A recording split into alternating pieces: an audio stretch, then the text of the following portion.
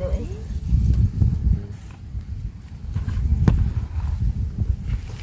ถ่ายได้ช่องให้บีแตกครับใช้ไทยอยู่ใช่น่ะไทยโอ้เทิงผู้เอาตัวนี้บ่แม่นบ่ตัวนี้นะแม่นเพิ่นบอกว่าไปใช่ยังไปใช่ยังใส่เซเดนน่ะสิเห็นแม่นบ่แต่ว่าพอใส่มาแล้วก็แฮงนักกว่าเก่าแม่นบ่แน่นั่นแหละพี่น้องก็แฮงนักกว่าเก่าอันนี้เฮามันบ่มีหยังสิเสียอยู่แล้วจังไดเพิ่นก็บ่เห็นหุ่งอยู่แล้วนะเฮาเอามาลองมันก็บ่ได้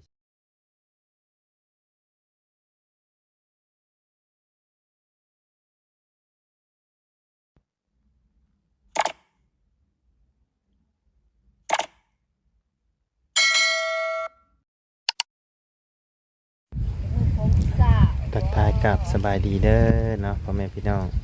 FC เบิร์ดจุกุสู่คนเนาะบ่ว่าอยู่ในและต่างประเทศก็ยินดีต้อนรับเข้าสู่ช่องบ่ไลคือเก่าเนาะพี่น้องเอ้ยพบเจอกันช่วงค่อยค่ำลงแรงเนาะพี่น้องเอ้ยอยู่ที่นาน้องน้องฟ้าเพิ่นพี่น้องเอ้ยหลังจากที่ทั้งเสาเพิ่นมาส่งแล้วก็บ่ไลเอาพรมมาหยังมามอบทั้งวัดเนาะแล้วก็แวะมาหาทางน้องเพิ่นก่อนพี่น้องเลย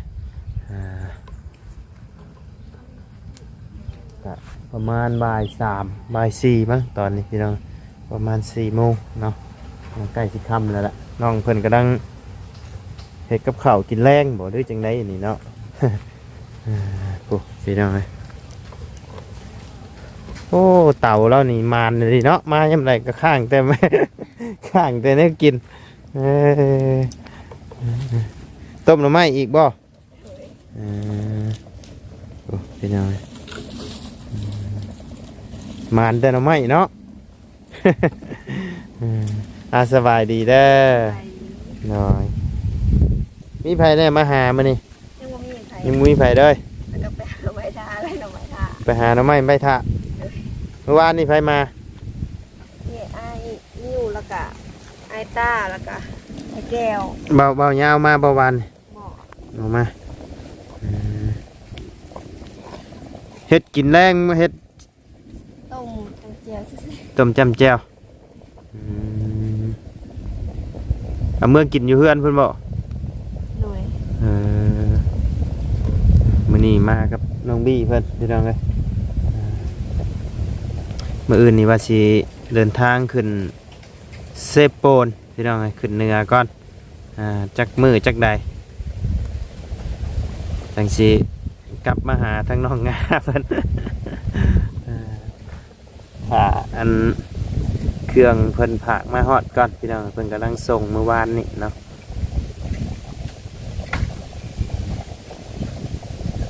บ่ได้ไปสระปลาบ่มื้อนี้โอ้คักกะดีเต่าว่าตาเห็นให้นี่เนาะ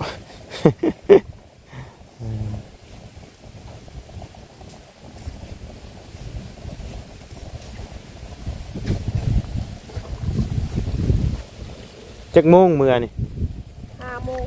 5 โมงตอนนี้จักโมงตอนนี้4 โมงไงเนี่ย4 โมง 10 นาทีพอดีต้มน้ำไม่จืดเนาะ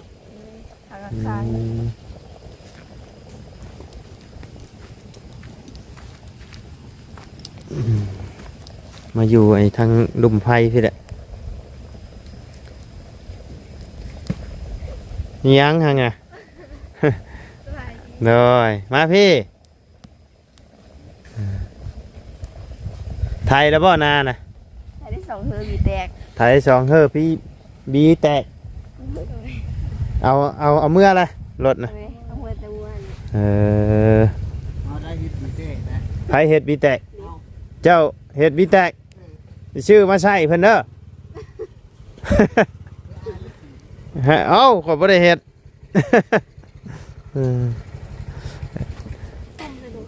บ่ได้จังชื่อมาใส่ก็ได้ดอกต้มหน่อไม้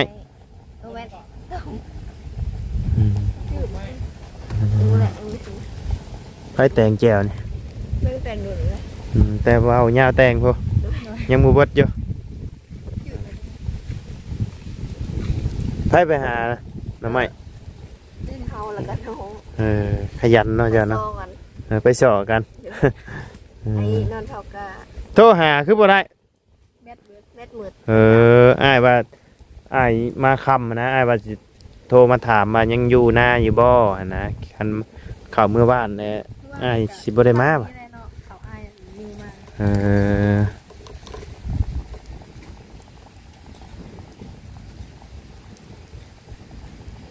ไอ้นิวชื่ออัน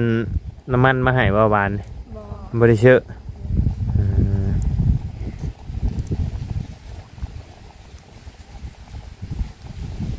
เอ็ดเท้าอุยโยไอ้หูกระโย คือบ่ต้มเป็นยอดเด้อมันนานชก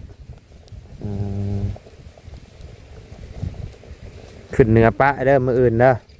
โดนหมอกันมา ประมาณ 4-5 มื้อพุ่นแหละ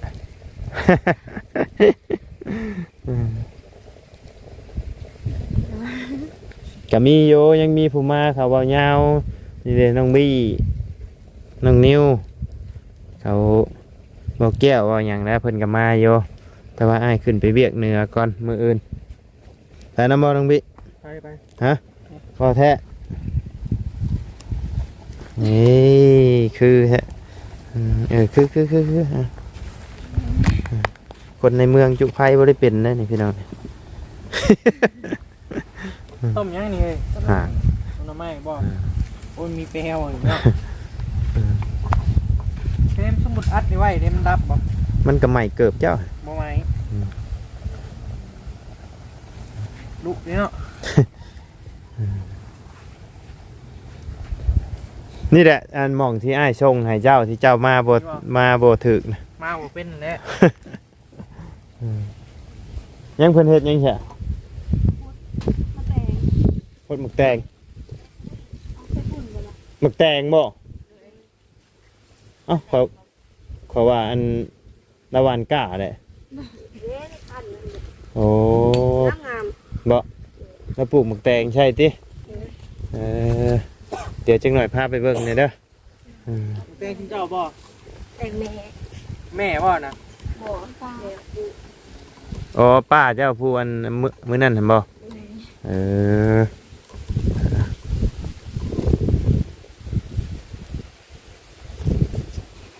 สิลุกเด้ จืดแล้วชิมมึงดูนังบิ แม่งเกี่ยวอยู่ไหน เอ้าหน่อไม้มัน ชื่อเลย ชิมมึงดู เนี่ยคันมันจืดแบบนี้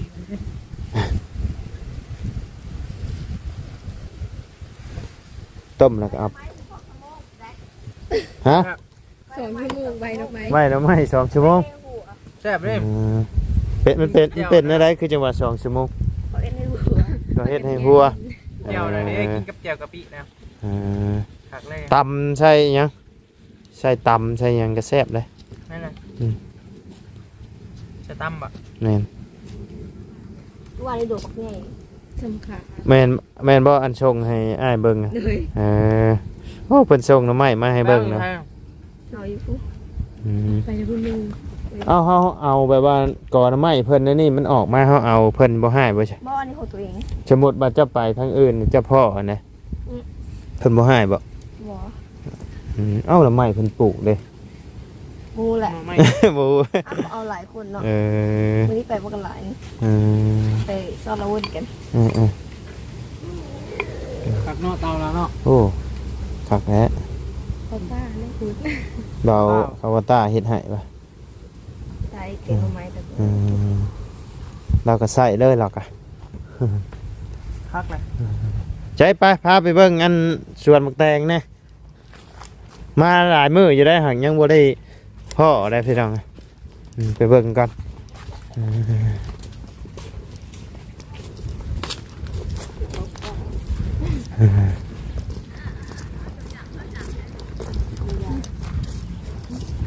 นี่ยัง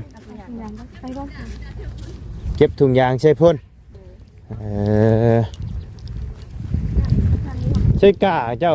คือเป็นเดินอยู่ทั้งกลาง ว่าจะนำมา วานตอนมันมีน้ำโอ้ตาย เออปลูกขายบ่นี่ บ่ปุ๊บ ปลูกกินโอ้กะเราเขียวงามครับก็ดีเนาะอึ๊บโอ้หมุนวัดหัวแล้ว โอ้งามเนาะอืมมันสิพ่อว่ากะเจ้าให้เดียวนี่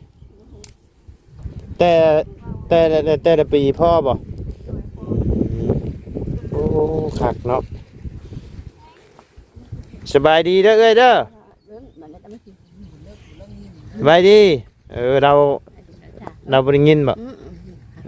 บ่ได้ยินมีแต่ผู้บ่ได้ยินเนาะเรามีแต่เรามีผัวแล้วบ่นี่บ่มี เอ้ยโก้ไปโคก กกเอาไปโคก ไปโคกเด็กมันไปเฮือนมันเขาให้กินแม่เฮา เจ้าอยู่เฮิรน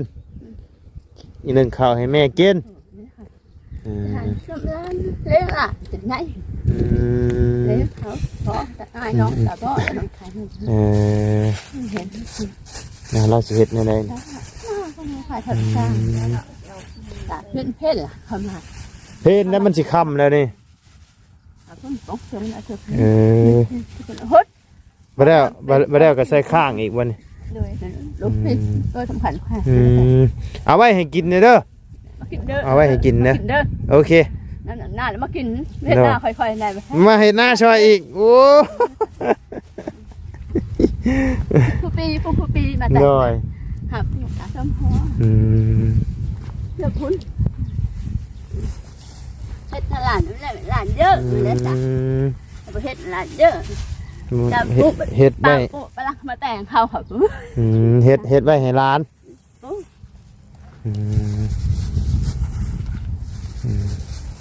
จับควันบ่ ควัน ลูกปีป้าแบบนั้น ด้วยกี่พุ่นบ่ได้เปียกก็ใส่ถุงยางเนาะเจ้านี่เห็นบ่หลานเจ้าเห็น จะงามมันเพิ่ม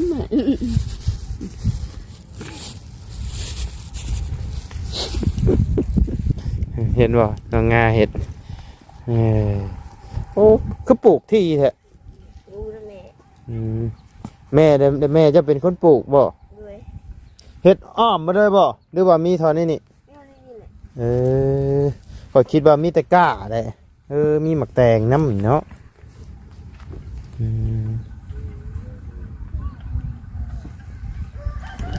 มันจิมาอยู่ข้างหน้าโอ้เขียวงามมาดิ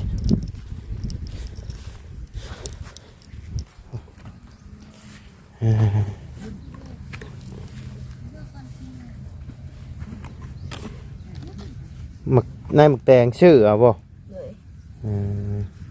ปลูกทุกปีวะนี่ ด้วย ก็มันหลายก็ขายเนาะ กับบหลายกับบหลาย เคยได้ไปเอาไปขายอยู่บ่ปลูกแต่ละปีก็ได้ชื่อน้ำมันเนาะ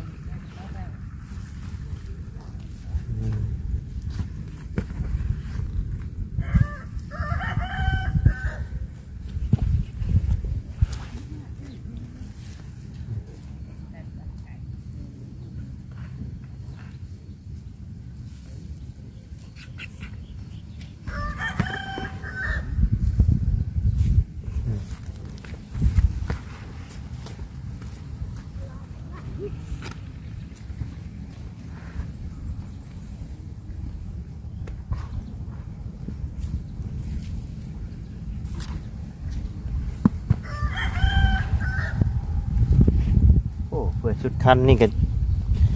ได้หลายเติบได้นี่เนาะ ด้วย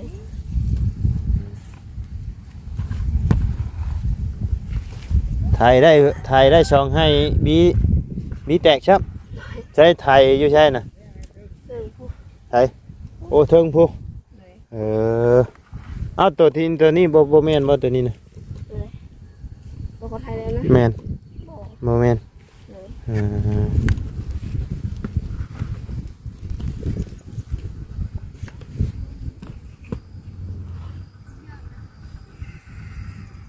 หน้าดินแถวนี้ดินงามคักก็ดีเนาะหน้าดินดากบ่ มีซ่าดินด ดาปนกัน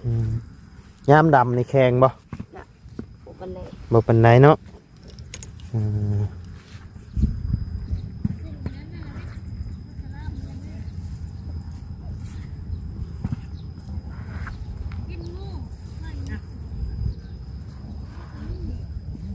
วันที่น้อยมาหุดซอย ไผ น้อย น้อย เลย น้อยไผพามา ไอตา โอ้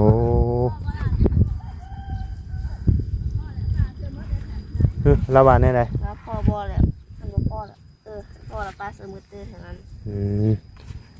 บ่พอพ่อบ่จะบ่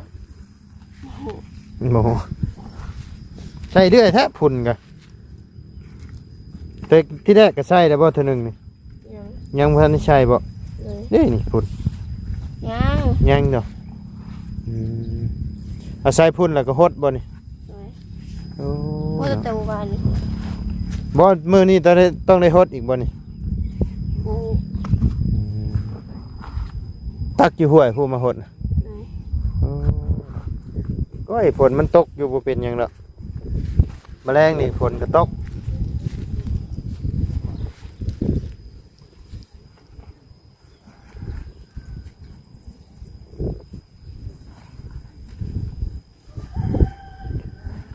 บ่ได้มาแต่หึงบ่ได้ฮู้ว่ามีหมึกแตงในพี่น้องเอ้ยอยู่นี่คิดว่าเรา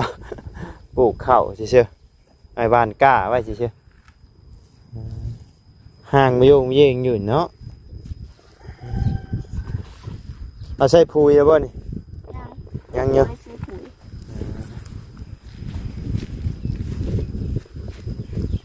พออยู่ดอกเนาะ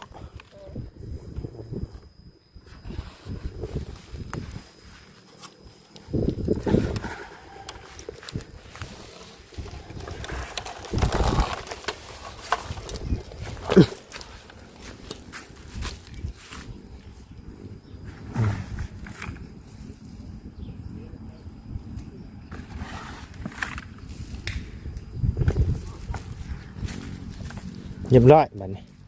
เราต้องหดเอาน้ำมาหดอีกบ่นี่ มีมา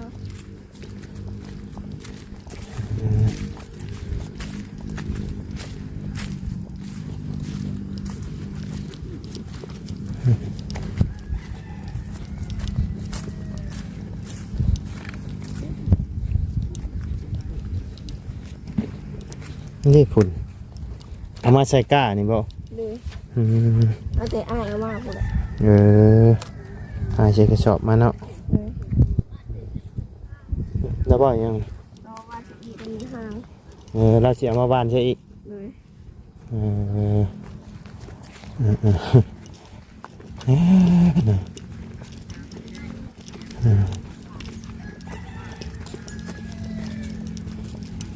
ตัวนี้ก็แม่นบ่ให้หน้าย่า เลย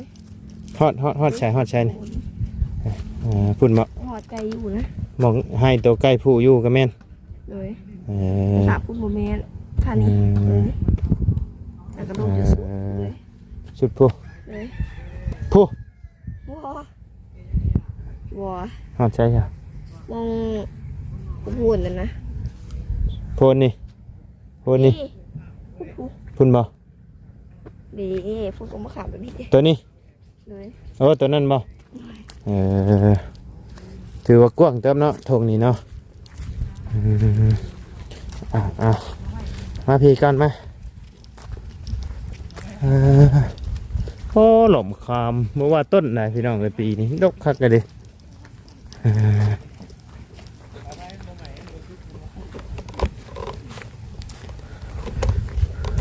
คือฝนสิตกนี่เนาะมื้อนี้เนาะ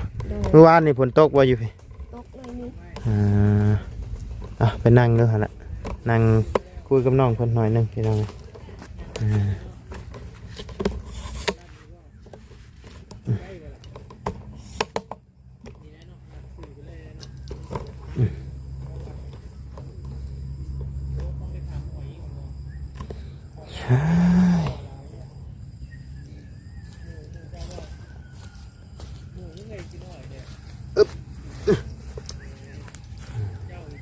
เอาเนาะพี่น้องเลย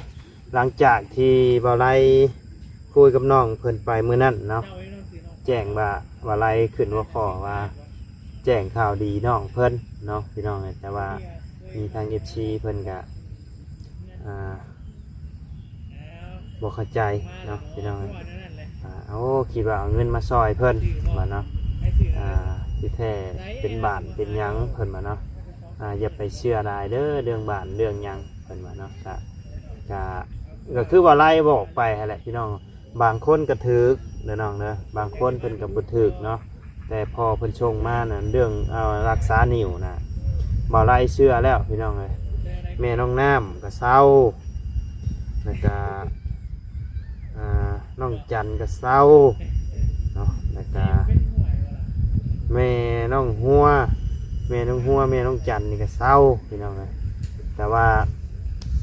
ตานี่อะไรก็ยังบ่ฮู้พี่น้องเลยตัวนี้นะเพราะว่าเฮาก็เอามาทดลองเบิ่งเนาะเพราะว่าทางน้องเพิ่นนี่กับพาพ่อไปเกือบทุกวิธีทางเลยเนาะพาไปหาหมอนี่ก็พาไปจนเบิดงัวเบิดควายแล้วพี่น้องเลยก็เฮาก็ลองรักษาทางนี้เบิ่งน้ำพี่น้องเลยพอเพิ่นว่าเพราะว่าพ่อเพิ่นป่วยอยู่พุ่นพ่อเพิ่นก็ว่าพอเห็นพังๆขึ้นเนาะก็มาลองเบิ่งพี่น้องเลยเฮาก็ต้องลองเบิ่งพี่น้องเฮามันบ่มีหยังสิเสียอยู่แล้วเนาะมันต้องลองพี่น้องเลยถามว่าเชื่อบ่ก็เฮาเชื่อด้วยทุกสิ่งทุกอย่างเฮาต้องลองพี่น้องเลยเพราะว่าบางเทื่ออาจจะถือกับพ่อน้องเพิ่นก็มีพี่น้องเลยเพราะว่าบ้านของพ่อเพิ่นนี่ก็ปู่อดิศดวงอีหยังนี่ก็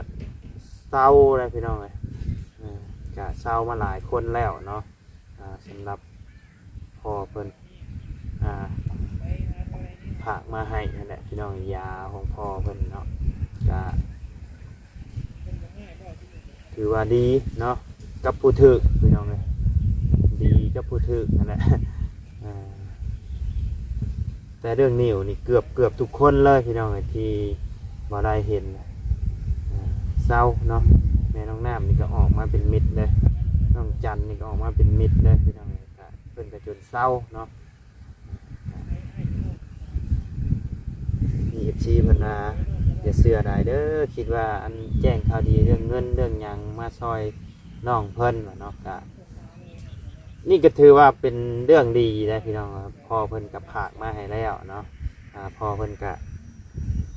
บอกโยเงินคำพอเพิ่นบ่มีซอยเนาะพี่น้องมีแต่ซอยอยากซอยเรื่องหางไม้หางยาปัวพี่น้อง